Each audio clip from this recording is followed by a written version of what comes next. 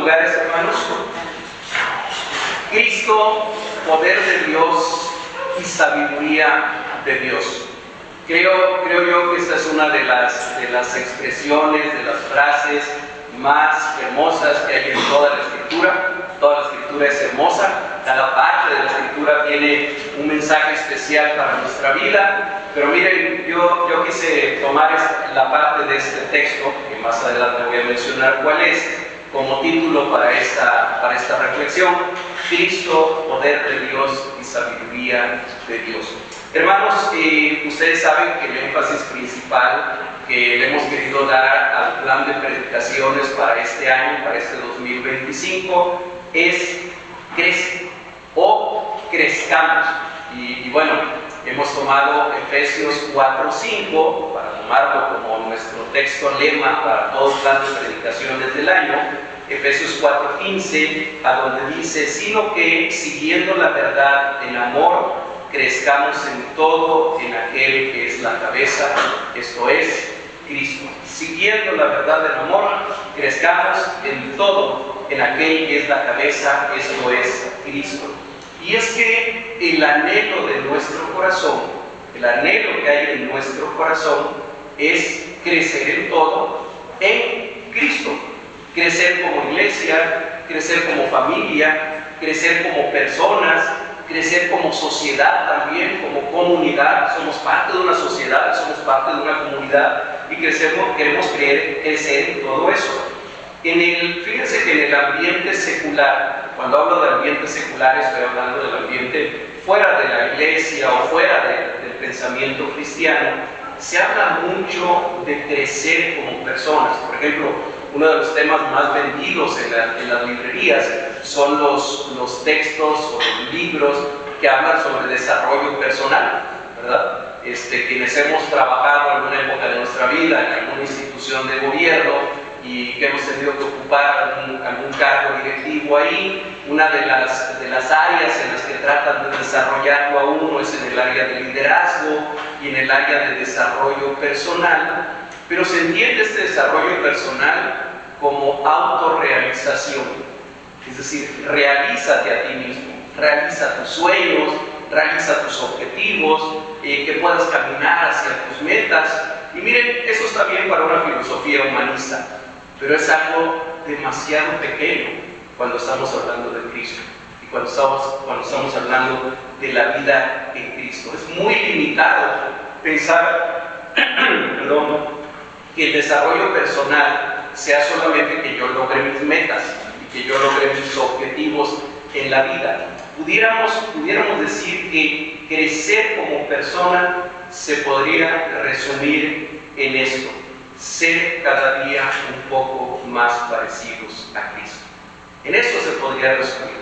Crecer es ser cada día un poco más parecidos a Cristo. Una de las múltiples áreas de la vida en la que deberíamos crecer para ser un poco más semejantes a Cristo es la sabiduría. Es la sabiduría. Esto de la sabiduría es tan importante que en la Biblia, tanto en el Antiguo como en el Nuevo Testamento, la palabra sabiduría, obviamente su equivalente en hebreo y su equivalente en griego, aparece en 233 versículos en toda la Biblia. Yo creo que debe de ser importante para Dios que nosotros entendamos el tema de la sabiduría. 233 versículos, la mayor parte de ellos en el Antiguo Testamento, pero también en el Nuevo Testamento se repite una y otra vez este término de sabiduría. En muchas de esas menciones, en muchos de esos 233 versículos, habla de la sabiduría de Dios, digamos, de ese atributo comunicable de Dios o esa característica de Dios que Él comparte también con sus hijos, que Él comparte también con nosotros, pero en muchas otras partes se refiere a la sabiduría que Dios quiere que nosotros tengamos. Si yo te preguntara, hermano o hermana, o si nos preguntáramos el día de hoy, ¿qué tan sabio soy? ¿Qué tan sabio eres? ¿Eres un hombre sabio? ¿Eres una mujer sabia? Bueno, si tenemos un concepto de sabio como, yo sé que a veces decimos sabio y pensamos, no sé, en un científico, a lo mejor con bata blanca, o a lo mejor pensamos en Albert Einstein, así con su pelo todo alborotado, y que era un extraordinario físico matemático, o pensamos en sabios como, no sé, Confucio, Gandhi, o alguna de esas personalidades, y a lo mejor decimos, bueno, estoy muy lejos de eso, no soy un hombre sabio, una mujer sabia. Pero, amados hermanos, hermanas, el propósito de Dios, como voy a tratar de comentarlo el día de hoy, es que sus hijos tengan sabiduría, que sus hijos sean sabios, que nosotros podamos decir en algún momento de nuestra vida, sí he crecido en sabiduría. A lo mejor veo hacia atrás en mi vida y digo, bueno, tengo muchos años oscuros de mi vida en lo que si algo no fue un hombre sabio o una mujer sabia, pero ahora puedo voltear hacia dónde me ha traído Dios el día de hoy y tengo que reconocer y hacerlo con humildad. Soy más sabio a lo mejor que hace 10, 15, 20 años, o a lo mejor más que hace un año, más que hace una semana. El Señor quiere que nosotros crezcamos en sabiduría. Ahora, déjenme hacer aquí una diferenciación que creo que es importante. No toda la sabiduría es sabiduría de Dios, o más bien dicho, no todo lo que los seres humanos consideran sabiduría lo podemos considerar como sabiduría de Dios. Y esto no lo estoy sacando de ningún libro de liderazgo ni de desarrollo personal, lo estoy sacando de la Escritura. Fíjense que en Santiago capítulo 3, de los versículos 13 al 17, yo lo voy a leer ahorita en la traducción en lenguaje actual, que es una traducción precisamente más adecuada para los pequeños, y dice así, Santiago 3, del 13 al 17. Fíjense cómo dice Dios, cómo nos dice Dios. Si alguno de ustedes es sabio y entendido, demuéstrelo haciendo el bien y portándose con humildad. Pero si ustedes lo hacen todo por envidia o por celos, vivirán tristes y amargados. No tendrán nada de qué sentirse orgullosos y faltarán a la verdad. Porque esa sabiduría no viene de Dios, sino que es de este mundo y del demonio, y produce celos, peleas, problemas y todo tipo de maldad. En cambio, los que tienen la sabiduría que viene de Dios no hacen lo malo, al contrario, buscan la paz, son obedientes y amables con los demás, se compadecen de los que sufren y siempre hacen lo bueno, tratan a todos de la misma manera y son verdaderos cristianos. Esa es una traducción libre, es una traducción bastante dinámica, pero que nos permite ver que hay una sabiduría de Dios y que hay una sabiduría humana, que aquí el apóstol Santiago la compara también con una sabiduría animal y dice hasta demoníaca, ¿verdad? Ahora, veamos qué nos dice sobre este tema el pasaje que hemos leído el día de hoy en Proverbios, el capítulo 4, de los versículos 1 al 9.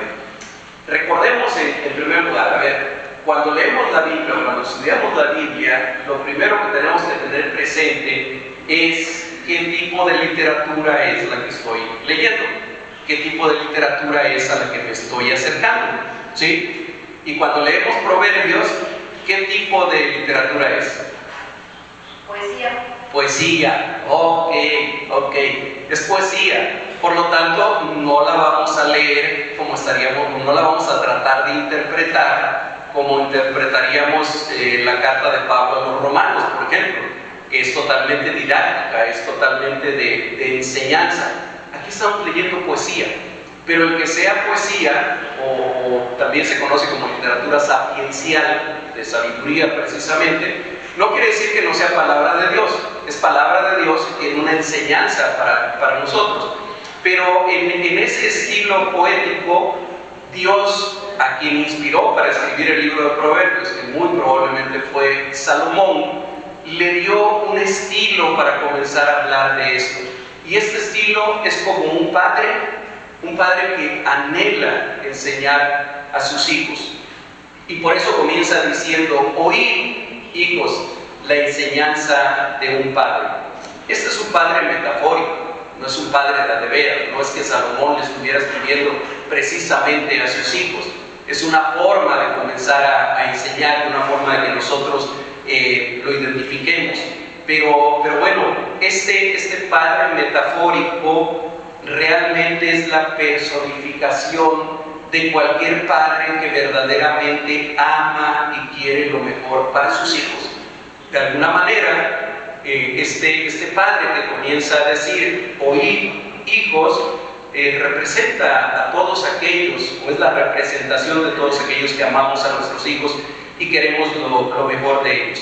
Entendiendo lo mejor, no como algo material, o algo relacionado con riqueza, o con el bienestar económico, o con el bienestar físico, sino con la riqueza verdadera. La riqueza que está relacionada con los valores, con el corazón y con el espíritu. Así que les pide a esos hijos, o a ese hijo también metafóricos, que lo escuchen con atención.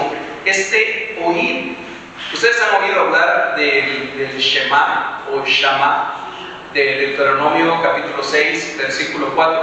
¿Se acuerdan cómo empieza ese versículo?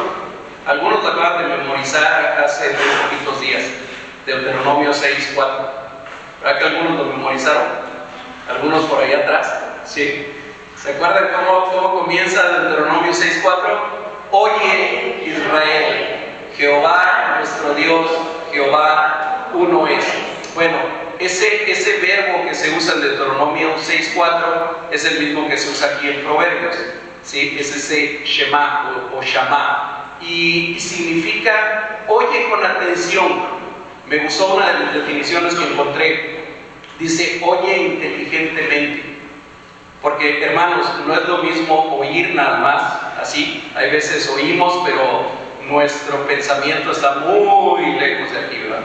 Y a veces oímos nada más las palabras y ok, resuenan y hasta nos arrullan las palabras, pero no oímos inteligentemente o no oímos atentamente. Este Shema, esta palabra que se usa aquí al principio es oye atentamente, oye inteligentemente, ponle mucha atención a lo que voy a decir. Comienza diciendo este padre. Les pide estar atentos a su enseñanza con un propósito bien intencional.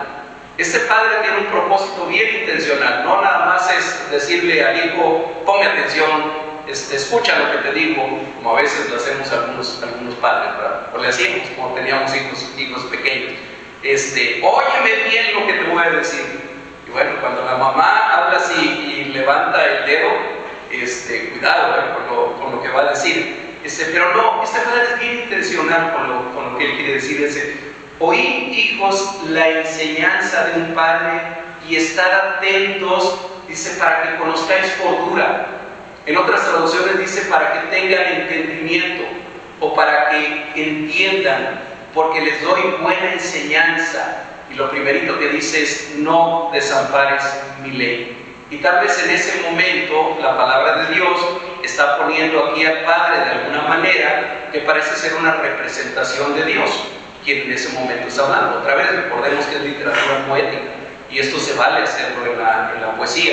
Y de repente ya no es Salomón a lo mejor el que está hablando, sino es Dios quien se está refiriendo a sus hijos, quien se está refiriendo a nosotros, y dice, no desampares mi ley. Este padre metafórico de este pasaje es un padre que aconseja, es un padre que da consejos. Y hermanos, déjenme hacer un pequeño paréntesis para decirles, una de las mayores bendiciones que puede tener un hijo es tener un padre que a su vez haya tenido un buen padre. Una de las mayores bendiciones es tener un padre que a su vez haya tenido también a un buen padre, porque esta es una bendición que se transmite literalmente de generación en generación. A veces oímos hablar de las maldiciones transgeneracionales y pocas veces oímos hablar de las bendiciones transgeneracionales. A mí no me interesa hablarles de las maldiciones transgeneracionales, porque creo que toda maldición es rota cuando venimos a Jesucristo. ¿Qué me importa lo que hayan hecho mis generaciones anteriores? Si yo conozco a Jesucristo como mi Señor y como mi Salvador, aunque mi abuelo o mi tatarabuelo hayan sido un criminal y lo peor, yo soy una nueva criatura en Cristo. Pero déjenme decirles, sí hay una bendición transgeneracional que se pasa de generación en generación cuando nosotros podemos instruir a nuestros hijos en el camino del Señor, en la palabra del Señor. Esos hijos crecen en ese camino, llegan a la edad adulta, tienen sus propios hijos, y ellos ¿qué van a hacer? Los van a instruir en ese mismo camino, los van a seguir instruyendo en el camino del Señor. Yo no sé aquí si hay alguien que pueda decir que es un cristiano de tercera generación, es decir, que su abuelo o abuela o sus abuelitos hayan sido creyentes. La hermana Laura, gracias a Dios, es verdad. Yo ya no conocía a su abuelita, pero a través del testimonio de sus hijos la conocí, a Doña Refugio, ¿verdad? Bueno, ella es una cristiana de tercera generación. A mi suegra sí la conocí, por supuesto, una mujer también a la que Dios rescató y salvó. Habemos aquí cristianos de segunda generación, es decir, los abuelos no, pero los papás fueron cristianos. Sí hay. Anita, Carito, Ita, Josué, Yare, Camilita. Ok, ustedes son cristianos, de segunda generación, ¿verdad? Han tenido la bendición de que sus padres sean cristianos, ¿sí? Yo puedo decir, yo soy cristiano de primera generación, en el sentido, y la mayoría de nosotros, ya por eso ya no pregunté, pero yo sé que la mayoría de nosotros somos cristianos de primera generación, pero algunos de nosotros ya tuvimos hijos, y podemos decir, mis hijos, bendito sea Dios, los tres siguen a Jesucristo, son cristianos de segunda generación, pero ¿saben qué bendición he tenido, o hemos tenido, mi esposa y yo?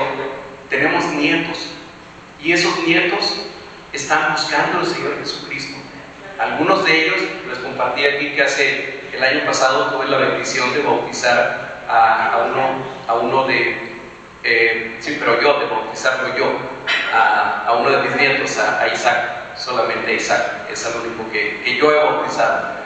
Tuve esa bendición, y para mí esa fue una bendición de lo más grande.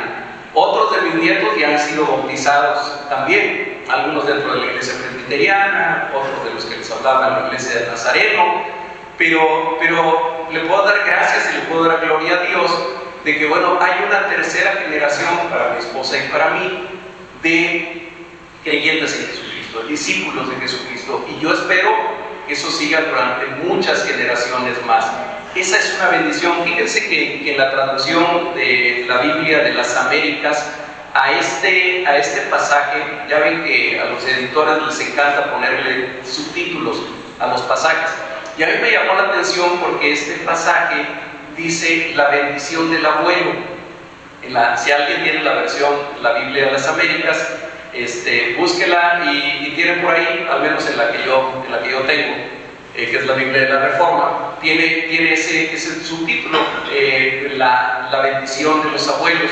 Dije, pero aquí no habla de abuelos, pero bueno, en esta parte sí está diciendo el autor, dice, versículo 3, porque yo también fui hijo de mi padre, delicado y único delante de mi madre, y él me enseñaba y me decía, retenga tu corazón mis razones, guarda mis mandamientos y vivirás. Y bueno, sigue dando una serie de consejos este padre, que dice que él también tuvo un padre que los aconsejó. Sigue dando una serie de consejos que yo los quisiera resumir solamente en 3, únicamente los voy a mencionar. Uno, le dice, no te olvides de mis enseñanzas ni te apartes de ellas, reténlas en tu corazón. Y aquí quisiera hablarle a Josué, quisiera hablarle a Ita y quisiera hablarle a Carito.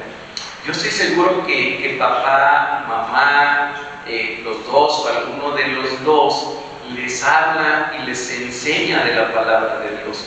Y fíjense lo que aquí la palabra de Dios les dice hoy a ustedes, que ustedes deben de retener en su corazón esas instrucciones que papá y mamá les dan relacionadas con la palabra de Dios, y que ustedes tienen que guardarlas adentro de ustedes, porque hay un premio tremendo.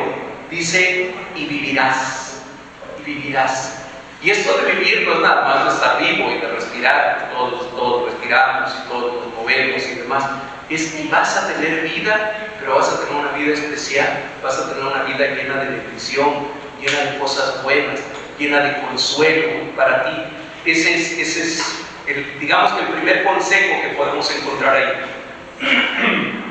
El segundo dice, guarda mis mandamientos. Este ya lo mencioné, me adelanté. Guarda mis mandamientos para que tengas vida. Y el tercero dice, adquiere sabiduría e inteligencia y no la dejes, y ella, la sabiduría y la inteligencia, te cuidará. Ámala y ella te guardará, dice la Escritura. Y entonces aquí viene lo que yo le pondría la corona de los consejos de este padre, la corona de todos estos consejos. En la última parte de este discurso paternal, el que escribe se vuelca, hagan de cuenta que de repente se da cuenta que hay algo tremendamente importante, sobre lo que considera como más importante de todo lo que le dice a su hijo, y le dice, sabiduría. Ante todo adquiere sabiduría, y sobre todas tus posesiones adquiere inteligencia. Fíjense que literalmente aquí está diciendo la palabra, está diciendo, compra sabiduría, compra inteligencia. Literalmente eso está diciendo, cómprala. Y uno podría decir, ajá, ¿y a dónde la venden? ¿En el Basti o en Oxxo? ¿A cómo estará el kilo de sabiduría? ¿La venden en lata o la venden en paquete? Bueno, literalmente la palabra se puede entender como compra sabiduría, compra inteligencia. ¿Y saben qué? Que sí se puede comprar. Lo único es que no con dinero. ¿Sí? No lo venden en Oxxo, no lo venden en Fasti, no lo venden en Chedraui, ni en Walmart tampoco, en ninguno de esos lugares. ¿Sí? ¿Pero por qué? ¿Por qué decimos que sí la tenemos que comprar, la sabiduría? A ver, adquirir sabiduría, ¿creen ustedes que tenga un costo? ¿Creen que tenga un costo? Sí, sí, total y completamente sí. No costo de dinero, ¿verdad? No es algo que podamos comprar con dinero, no, pero sí tiene un costo. ¿En qué? En que de repente, a ver, ¿qué tendrían ustedes que leer, niños? ¿Quién quiere contestarme? ¿Qué tendrían ustedes que leer para comenzar a ser sabios? La Biblia, ¿verdad? Sí. Y para que puedas leer la Biblia, primero tienes que aprender a leer. Después tienes que dedicarle un tiempo, después a lo mejor tienes que dejar el celular un ratito, a lo mejor tienes que dejar los videojuegos, a lo mejor tienes que dedicarle los videojuegos de la tele, por supuesto. Josué sabe bien de lo que yo estoy hablando. Eso es un costo, ¿sí? Tiene que hacer un esfuerzo, tiene que hacer algo que es acercarse a la palabra de Dios. ¿Cómo más? ¿Qué otra cosa tendría yo que hacer para hacerme sabio? Para hacerme un hombre sabio, aparte de leer la Biblia. ¿Sí? Ya. No voltearon a ver a Carlos, pero si no, se hubieran dado cuenta. ¿Cómo?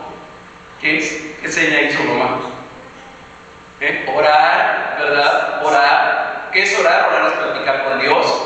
Entonces, platicar con Dios, ¿eso tendrá un costo? Pues sí. Sí, tengo que dejar otra vez, tengo que dejar de hacer otras cosas, ponerme de rodillas o cerrar mis ojitos y comenzar a hablar con Dios.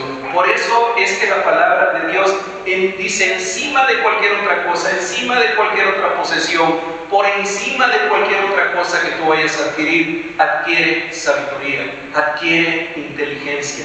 Yo sé que a lo mejor las palabras sabiduría e inteligencia tienen alguna diferencia entre ellas. No me voy a meter en eso porque no me da tiempo de hacerlo, pero para fines prácticos la Biblia habla casi siempre de sabiduría e inteligencia como una misma cosa. Hermanos que son papás, sobre todo, y mamás, ¿quién no quiere para sus hijos que ellos tengan sabiduría, que ellos adquieran sabiduría? Y no solamente que la tengan, sino que la amen, que la guarden, que la abracen, como dice aquí la palabra. ¿Quién no quiere esto para sí mismo? Creo que todos lo queremos. Pero bueno, a lo mejor debí de haber comenzado con esto que voy a decir ahorita. A propósito, lo dejé hasta lo último. ¿Qué es la sabiduría? Estamos hablando de la sabiduría, sí, pero ¿qué es la sabiduría? Fíjense que yo encontré por ahí algún concepto en un diccionario bíblico, me gustó. Dice, la sabiduría es en realidad una combinación de muchas cosas: conocimiento, entendimiento, discernimiento, capacidad de pensar, experiencia, diligencia, sagacidad, lo opuesto a la ingenuidad, juicio recto. A mí me parece una buena definición, pero veamos lo que dice la Biblia, que es en esencia la sabiduría. Miren, voy a leer 4 versículos de 4 diferentes pasajes de la Biblia. Quiero que los escuchen primero. Dice, por ejemplo, Job 28:28. He aquí el temor del Señor es la sabiduría, y el apartarse del mal, la inteligencia. Salmo 111:10 dice, el principio de la sabiduría es el temor de Jehová. Buen entendimiento tienen todos los que practican sus mandamientos. Proverbios 1:7, el principio de la sabiduría es el temor de Jehová. Proverbios 9:10, el temor de Jehová es el principio de la sabiduría, y el conocimiento del Santísimo es la inteligencia. Hermanos, si le creemos a la Biblia, no hay sabiduría ni inteligencia si no hay temor de Dios. No hay sabiduría ni hay inteligencia si no hay conocimiento del Santísimo. No hay sabiduría ni hay inteligencia si no practica sus mandamientos. ¿Sí? Eso es clarísimo en lo que acabamos de leer. Y déjenme agregarles, y no hay nada de eso, ni temor de Dios, ni conocimiento del Santísimo, ni práctica de sus mandamientos, si no conoces a Cristo como tu Señor y como tu Salvador. Si no conoces a Cristo, si solamente tienes una idea lejana de quién es Jesucristo, si solamente tienes una idea de que es algo que tiene que ver con la iglesia, de que es algo que tiene que ver con la Navidad o algo que tiene que ver con la Semana Santa, pero no lo conoces personalmente como tu Señor y como tu Salvador, podrás esforzarte mucho, podrás obtener maestrías, doctorados, postdoctorados. Ahora hay ya postdoctorados y puedes ir acumulando varios doctorados. Podrás hacer todo eso, seguirás siendo un necio. Seguirás siendo un necio. Aquellos que hay gente que tiene tremendos estudios, que tiene tremenda inteligencia o capacidad intelectual para memorizar y saber muchas cosas, pero que dicen, Dios no existe. Eso de Dios es un mito. Eso de Dios es para gente primitiva, la que le tenía miedo a los rayos que caían, pero Dios no existe. Bueno, no importa cuántos doctorados tengan esas personas, podemos decir, es un necio. Porque dice la palabra de Dios que es el necio el que dice en su corazón, no hay Dios. Y nadie puede estar convencido de la existencia de Dios si el Espíritu Santo no ha venido a su corazón y ha regenerado su corazón. Y el Espíritu Santo solo viene a regenerar el corazón de las personas que creen en Jesucristo. Aquellos que lo recibieron, a los que creen en su nombre, dice la palabra, les dio potestad de ser hechos hijos de Dios. Hermanos, cuando alguien ha creído y recibido a Jesucristo, cuando alguien ha sido hecho nueva criatura en Él, esas cosas como el temor de Dios, como el conocimiento del Santísimo, como el obedecer su palabra, empiezan a tener sentido en nuestra vida. No antes. Y entonces no puede haber sabiduría ni inteligencia desde una perspectiva bíblica si alguien no ha venido primero a los pies de Cristo. El apóstol Pablo aprendió esto con creces, lo aprendió con sufrimiento verdaderamente. Pablo era un sabio para fines humanos. Hablaba por lo menos, mínimo, hablaba hebreo, hablaba arameo, hablaba griego y hablaba latín. Algunos con trabajo podemos hablar español. Bueno, él hablaba 4 idiomas. No era cualquier judío, él era un fariseo. Sí. Él había sido educado a los pies de uno de los rabinos más importantes del siglo I, a los pies de Gamaliel. Era de la tribu de Benjamín, era de una tribu importante. Era un hombre conocido, diríamos ahora un hombre letrado. Pablo tenía una elocuencia para hablar especial, sí, pero perseguía a la iglesia de Jesucristo. Él pensaba que Jesucristo, es más, él consintió con el asesinato de Esteban, el primer mártir de la época de la iglesia cristiana. Bueno, miren este hombre así como era, lo que escribe algunos años después, cuando lo escribe a la iglesia que él fundó también en la ciudad de Corinto, en 1 Corintios 1, 21 al 24. Son 4 versículos, permítanme leerlos. Dice: pues ya que la sabiduría de Dios, el mundo no conoció a Dios mediante la sabiduría, agradó a Dios salvar a los creyentes por la locura de la predicación. Porque los judíos piden señales y los griegos buscan sabiduría, pero nosotros predicamos a Cristo crucificado. Para los judíos ciertamente tropezadero, y para los gentiles locura. Mas para los llamados, así judíos como griegos, Cristo, poder de Dios y sabiduría de Dios. Esto es lo que dice Pablo, y eso es lo que la palabra de Dios nos dice a nosotros hoy, que queremos ser hombres sabios, y que queremos ser mujeres sabias, y que queremos ser personas sabias y con inteligencia. Nos dice: así judíos, para los llamados, así judíos como griegos, Cristo, poder de Dios y sabiduría de Dios. Hermanos, ser sabios no es algo reservado solamente para personas especiales. Crecer en sabiduría desde la perspectiva bíblica es el propósito de Dios para toda persona que se acerca a Él. Seguramente podríamos debatir mucho sobre lo que es la sabiduría y lo que significa ser sabio. Seguramente encontraremos muchas y buenas definiciones de lo que es sabiduría, pero no creo que ninguna sea más contundente y más definitiva que esta que acabo de mencionar.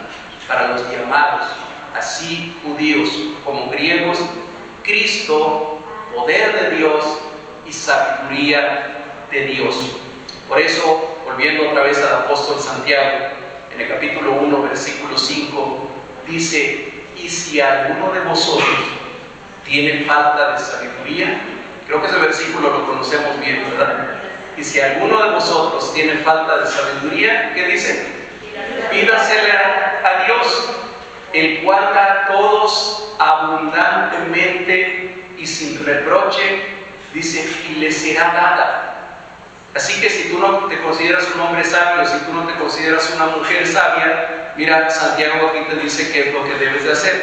Si tú dices: ay, a mí me falta sabiduría, yo no soy suficientemente sabio, bueno, aquí la palabra de Dios nos dice qué es lo que debes de hacer. Dice: pídasela a Dios, pídala a Dios, el cual da a todos abundantemente y sin reproche, y le será dada.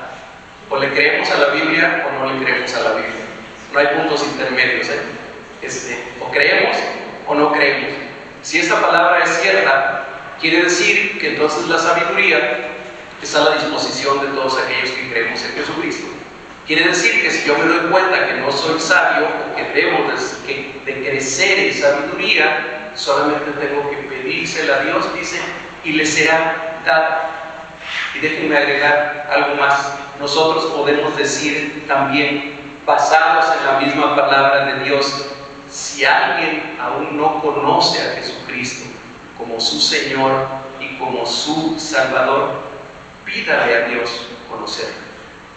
Si alguien aún dice, es que yo no puedo decir que yo conozco a Jesucristo, yo no he recibido a Jesucristo como mi Señor y como mi Salvador, yo les podría decir, pídaselo a Dios, pídale a Dios y le será dado, porque dice que Él da abundantemente y sin reproche.